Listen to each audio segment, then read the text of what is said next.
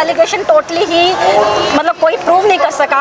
अगर हम ये कहते हैं कि डेरा सच्चा सौदा के जो अनुयायी हैं पिताजी को मानते हैं, हम अपने सिर की शर्त रखते हैं, अगर उन पे कोई भी एक प्रूव कर दे। देखो एलिगेशन लगाना और एलिगेशन प्रूव होना, प्रूव भी हो जाता है। बहुत सारे ऐसे केसेस हैं। नमस्कार दोस्तों, द फैक्ट टाइम में आपका स्वागत है। हमारे साथ निशा इंसा जी हैं जो 25 ईयर से डेरा सच्चा सौदा में आ रही हैं। इनसे जानते हैं इनका क्या कहना है डेरा सच्चा सौदा व सेंट डॉक्टर गुरमीत राम रहीम सिंह जिंसा के लिए। निशा जी, द फैक्ट टाइम में आपका स्वागत है। आप 27 ईयर से आ रहे हैं डेरा सच्चा सौदा में, कैसा माहौल लगता है आपको डेरा सच्चा सौदा में? बहुत अच्छा माहौल, दुनिया में इससे अच्छा माहौल हमने और कहीं नहीं देखा जितना अच्छा माहौल यहाँ पर देखा। बीइंग गर्ल, सेफ्टी को लेकर क्या कहना है? बिल्कुल सेफ्टी का इससे बढ़िया नज़ारा हमें और कहीं नहीं देखने को मिला पूरी दुनिया में, कि गर्ल्स को जितनी अच्छी एजुकेशन, जितनी अच्छी शिक्षा, जितने अच्छे संस्कार हमारे पिताजी हमें देते हैं, उतना दुनिया में कोई नहीं दे सकता। आपकी क्वालिफिकेशन क्या है? मेरी क्वालिफिकेशन, मैं नेट क्वालिफाई हूँ और असिस्टेंट प्रोफेसर हूँ पानीपत में एसडी कॉलेज में टीच करती हूँ। वेल एजुकेटेड होने के बावजूद भी आप एक आश्रम में आ रहे हो, हाँ क्यों? बिल्कुल, क्योंकि एजुकेशन मना नहीं करती। एजुकेशन कहते हैं कि आप, एजुकेशन तो हमें और अवेयर करती है कि हम अच्छाई और बुराई में डिफ्रेंशिएट कर सके, हमें पहचानने में पता लगे कि हम क्या चीज़ ठीक है और क्या चीज़ गलत है। एजुकेटेड होने के बावजूद हमें लगता है कि इससे अच्छी क्वालिटी, इससे ज़्यादा अच्छाई दुनिया में और कहीं नहीं हो सकती। फिर ऐसे लोगों को क्या जवाब दोगे जो कहते हैं यहाँ एजुकेटेड नहीं आते? जो देखो, वो उनकी अपनी सोच है। जिसको जितनी नॉलेज होगी वो उतनी ही बात करेगा, ठीक है। हम कहते हैं कि पहले तुम बिना सोचे समझे अंधविश्वास नहीं करो, लेकिन दृढ़ विश्वास करो, क्योंकि दृढ़ विश्वास होना बहुत ज़रूरी है। आप आओ, देखो आपको क्या गलत लगता है। किसी की सुनी सुनाई बातों पर विश्वास करना मुझे नहीं लगता कि ठीक है। वो एक एजुकेटेड पर्सन की निशानी नहीं है जो सुनी सुनाई बातों पर विश्वास करे। यहाँ की रियलिटी है क्या? फिर क्या है असली यहाँ की रियलिटी कि मानवता भलाई के काम करना, दुनिया से बुराइयों को दूर करना, लोगों को अच्छे संस्कार सिखाना, सबसे बड़ी बात कि इंसानियत सिखाना। आज हम एक इंसान तो हैं, लेकिन हम अपनी इंसानियत भूले बैठे हैं। हम एक इंसान का दुख देखकर उसका दुख महसूस नहीं कर सकते, लेकिन हमारे पिताजी हमें सिखाते हैं कि कैसे हमें सबसे पहले एक इंसान बनना चाहिए, उसके बाद हम किसी और चीज़ के बारे में सोचें। सोसाइटी डेवलपमेंट के लिए क्या किया है? सोसाइटी डेवलपमेंट के लिए उन्होंने बहुत 134 मानवता भलाई के कार्य उन्होंने चलाए हुए हैं। उन्होंने वेश्याओं का उद्धार किया है, उन्होंने किन्नरों का उद्धार किया, उनको थर्ड जेंडर का जो दर्जा दिलाया, उसका सबसे पहले मुहिम उसकी हमारे पिताजी ने चलाई। इसके अलावा ब्लड डोनेशन करना सोसाइटी के लिए, जो थैलीसीमिया के मरीज हैं या और जो बॉर्डर पर जो हमारे सैनिक होते हैं, उनको जब भी ब्लड की रिक्वायरमेंट होती है तो सबसे ज़्यादा सप्लाई जो है ब्लड की वो हमारे डेरा सच्चा सौदा के सेवादारों द्वारा की जाती है।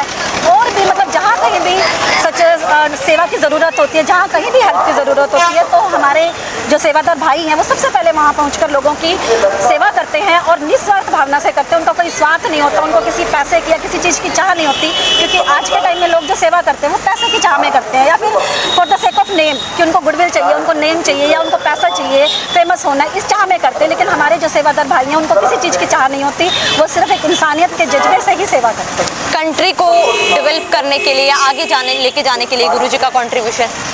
कंट्री को आगे जाने के लिए कि उन्होंने सबसे पहले कि स्वदेशी होना चाहिए, हमें अपने देश में बनी चीज़ों को यूज़ करना चाहिए।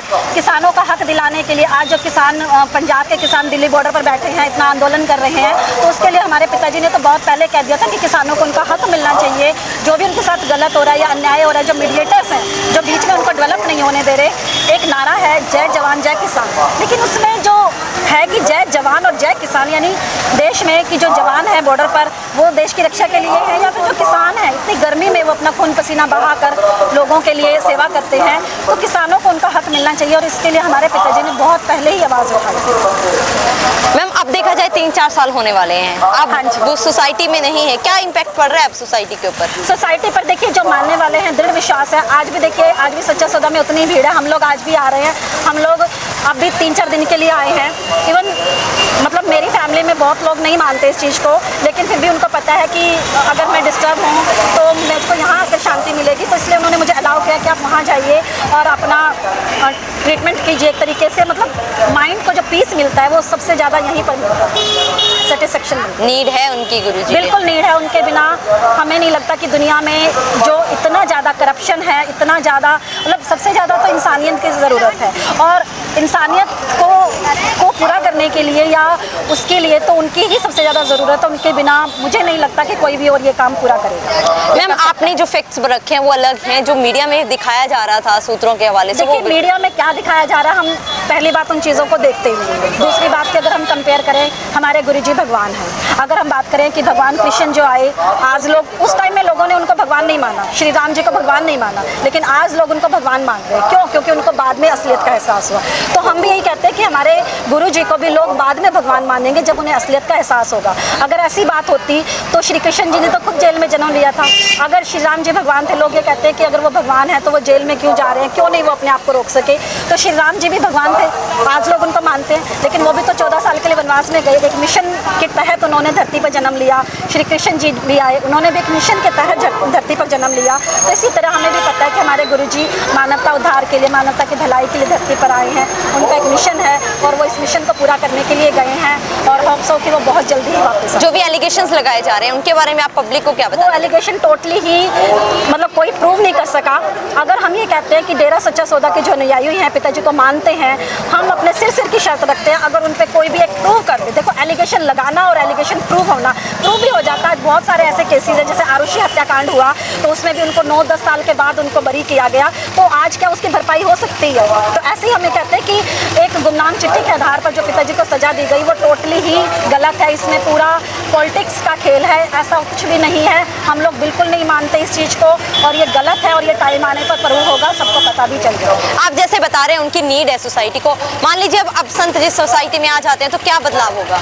बहुत कुछ बदलाव आएगा कि जब वो आएंगे वो तो दुनिया को पता चलेगा कि हाँ क्या गलत है क्या ठीक है। इंसानियत को लोग अपनाएंगे। तो सबसे ज़्यादा आज हमारे समाज को ज़रूरत है इंसानियत।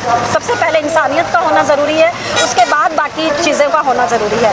तो वो आते ही दुनिया में है या उनका मकसद ही है कि लोगों को पहले इंसान बनाना, इंसानियत सिखाना।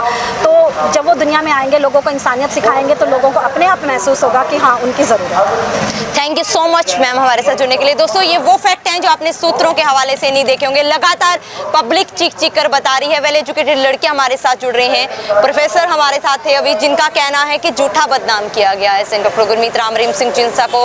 एक सच्चे समाज सुधारक भगवान है सेंट डॉक्टर गुरमीत राम रहीम सिंह चिंसा। आप लोगों की क्या राय है जरूर डालिएगा कमेंट बॉक्स में। देखते रहिए द फैक्ट आई और सच का साथ दीजिए, चैनल को सब्सक्राइब कीजिए। बहुत बहुत धन्यवाद।